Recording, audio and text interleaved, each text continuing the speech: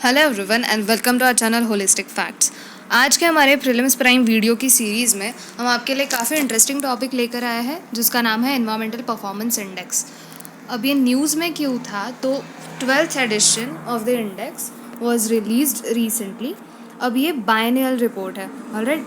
तो एक साल में 2 बार ये रिपोर्ट आती है और अभी 2020 की रिपोर्ट रिलीज़ की गई है। अब यहाँ पे सबसे इम्पॉर्टेंट प्री का क्वेश्चन बनता है कि ये रिपोर्ट रिलीज़ कौन करता है। तो Yale University with Columbia University in collaboration with World Economic Forum और यूरोपियन यूनियन, ये 4 ऑर्गेनाइजेशंस है, इसमें 2 यूनिवर्सिटीज़ है। तो आपको इन्हें रट लेना बहुत इंपॉर्टेंट हो जाता है क्योंकि हर साल एक क्वेश्चन एक रिपोर्ट से या फिर एनालिसिस के ऊपर होता है, ऑलराइट। तो Yale University with Columbia University with World Economic Forum and European Union मिलकर एनवायरमेंटल परफॉर्मेंस इंडेक्स इस नाम की रिपोर्ट रिलीज़ करती है और साल में 2 बार आती है। अब एनवायरमेंटल परफॉर्मेंस इंडेक्स के पहले environmental sustainability index report release किया जाता था, पर इसे 2005 के बाद डिसकंटिन्यू कर दिया गया, ऑलराइट। अब यहाँ पे 180 कंट्रीज़ को रैंक किया जाता है और 32 परफॉर्मेंस इंडिकेटर्स होते हैं, ठीक है। अब इतने सारे इंडिकेटर्स जानना हमारे लिए एग्ज़ाम के हिसाब से बिल्कुल भी ज़रूरी नहीं है, तो हम सीधे आते हैं इंडिया के परफॉर्मेंस के ऊपर। अब इंडिया का रैंक इज़ 168, ठीक है। 168 रैंक है इंडिया का 180 कंट्रीज़ पे। तो फिर अब यहाँ पे इंडिया का स्कोर 27.6 है आउट ऑफ 100। ये स्कोर हमारा लास्ट ईयर भी उतना ही था। मतलब ये पिछली बार जब रिपोर्ट रिलीज़ की गई थी तब भी हमारा स्कोर सेम था, बट हमारा रैंक 177 था।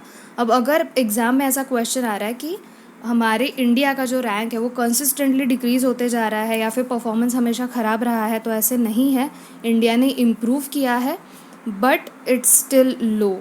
अब हमारा जो रैंक है वो साउथ एशियन जो कंट्रीज़ है उनमें अभी भी लोएस्ट है, ठीक है। अब environmental health including air quality, sanitation, drinking water, heavy metals और वेस्ट मैनेजमेंट, और सबसे इम्पॉर्टेंट तो बायोडाइवर्सिटी एंड इकोसिस्टम में भी जो हमारी सर्विसेज है उसमें भी इंडिया का परफॉर्मेंस काफ़ी लो रहा है।